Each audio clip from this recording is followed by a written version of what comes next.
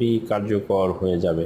আপনি দুটি উপায়ে স্ব ব্যক্তির কাছে তালাকের নোটিশ পাঠাতে পারেন। 1 নম্বরে সরাসরি তালাকের নোটিশ সংশ্লিষ্ট চেয়ারম্যান বা মেয়র এবং তালাক গ্রহীতার নিকট পৌঁছে দিয়ে আরেকটি রিসিপ্ট কপিতে স্বাক্ষর করিয়ে নিতে পারেন।